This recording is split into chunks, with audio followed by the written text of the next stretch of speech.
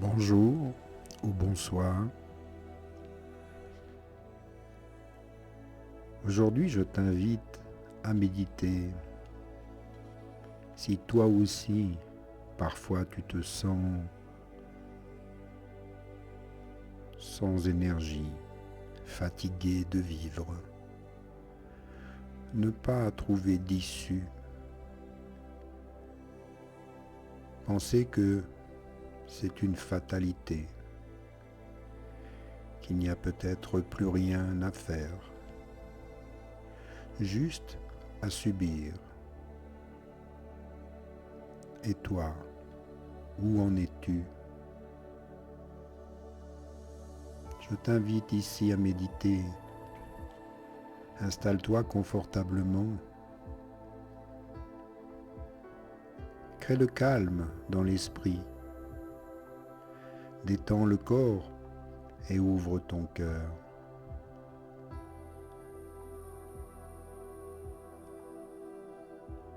Ce qui nous arrive parfois est un phénomène qui peut advenir à tout moment quand confronté à l'incertitude inhérente de la vie, nous éprouvons le besoin de nous sécuriser, de nous rassurer peut-être, et aussi de faire plaisir à notre famille, à notre chef, patron, à notre cercle social. C'est comme si nous arrêtons de vivre. Être bloqué dans cette situation peut effectivement nous aider un temps, nous permettre de choisir un métier, des amis, un compagnon, une compagne, afin de s'orienter dans la vie. Et nous entrons ainsi dans un moule qui en fait ne nous convient pas forcément et qui est parfois sans aucun rapport avec ce que nous sommes vraiment. Mais ce passage est souvent nécessaire, à la condition bien sûr qu'il reste transitoire, juste une étape pour se poser, afin de mieux agir ensuite.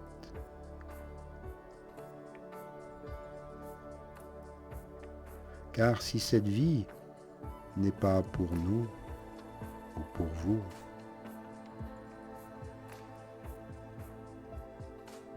nous l'acceptons malgré tout et nous cédons à la peur et peut-être à la facilité, à l'envie aussi de ne pas décevoir.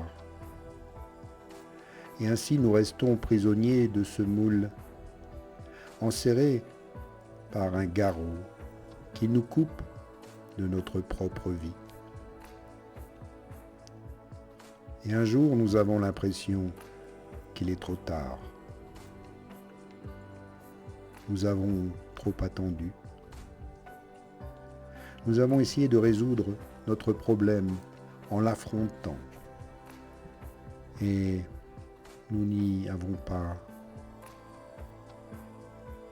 réussi à le faire. Alors nous baissons les bras. Mais dites-vous qu'il n'est jamais trop tard, à condition d'adopter la bonne méthode. Pour cela, réponds honnêtement à 5 questions et n'hésite pas à remettre en avant les réponses que tu vas obtenir.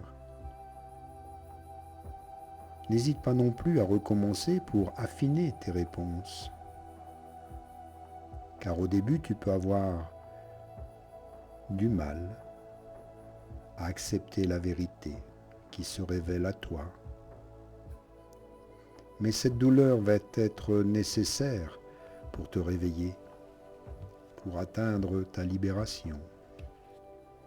La première des questions à se poser, c'est quel chemin as-tu emprunté dans ta vie pour te sécuriser et dans lequel tu ne te reconnais plus du tout aujourd'hui. Est-ce un chemin professionnel, familial ou social? Pose-toi cette question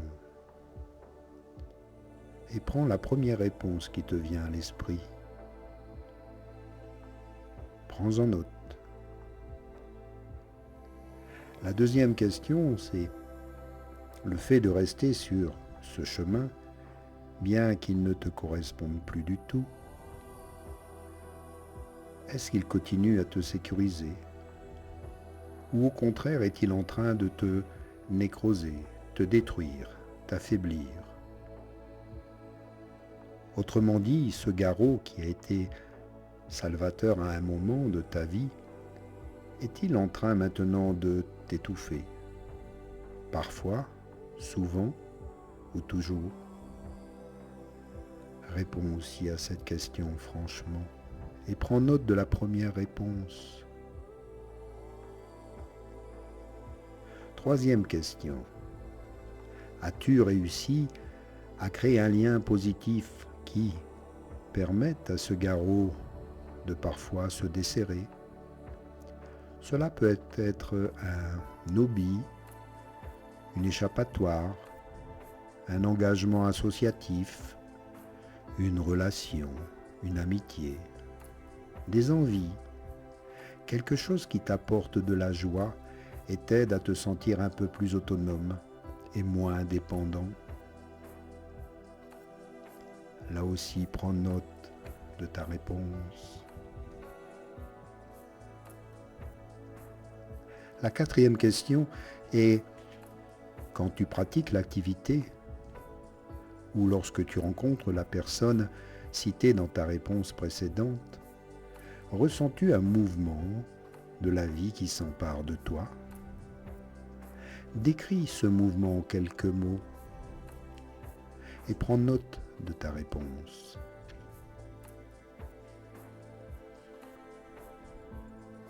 Puis la dernière question. Et accordes-tu suffisamment de place dans ta vie à cette activité ou à cette personne qui réveille la vie en toi et t'aide ainsi à surmonter le découragement?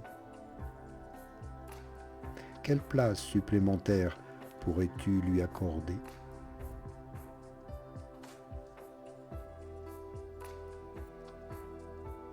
Prends aussi note de cette réponse qui te vient tout naturellement. Ne réfléchis pas trop dans tes réponses. Accepte les réponses qui viennent spontanément. Tout l'enjeu de la méthode que je te propose repose sur le facteur temps. Le temps nécessaire pour réveiller la vie qui dort en toi et qui, en commençant à grandir, te libérera des garrots qui t'asphyxient, des liens qui t'emprisonnent, même si ces liens sont agréables parfois. Occupe-toi de toi-même en cherchant à te relier à la vie, à la confiance en toi.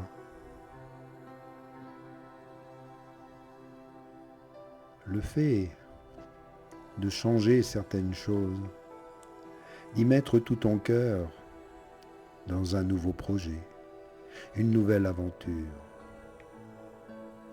Cela peut peut-être sembler ridicule pour certains, mais cela te permet de te réveiller, de retrouver un sens à ta vie. Et c'est ainsi, et sans le savoir, que tu commences à réveiller en toi une énergie de vie, d'amour, de plaisir, de passion, Peu à peu, tu réussis à te relever, à observer la situation sous un autre angle, à retrouver de la légèreté, de l'humour en chaque chose, et d'y aller en pleine conscience, d'oser, ne plus s'interdire de faire ce que tu désires vraiment, ce que tu as toujours rêvé de faire et que tu as mis en silence, de peur de blesser, de gêner, d'être incompris. Comprends qu'il est maintenant important de s'accomplir, de le faire avant qu'il ne soit trop tard. La vie est belle, mais la vie est courte. Alors profite-en rapidement. Et une fois que tu seras sur le chemin de ta réussite, de ton accomplissement, alors ralentis et prends maintenant tout ton temps. Plus rien ne presse, car tu es sur le bon chemin désormais. Et rien ni personne ne pourra t'en détourner. C'est comme faire ici, dans les photos que je te propose, le chemin de Compostelle. L'important n'est pas d'arriver au bout du chemin. L'important est de vivre le chemin, d'apprécier chaque instant, chaque journée, de prendre le temps d'admirer, d'observer, de te ressentir totalement vivant et vivante. Prends-en ici conscience.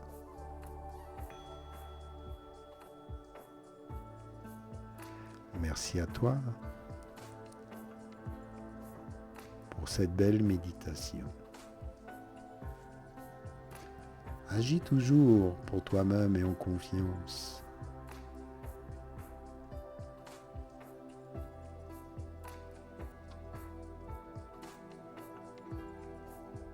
Et à bientôt pour une prochaine méditation.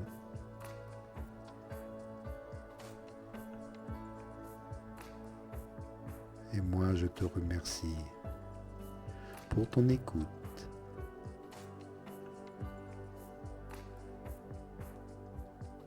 Merci aussi pour ces beaux partages, ton soutien et tes remerciements. Namasté.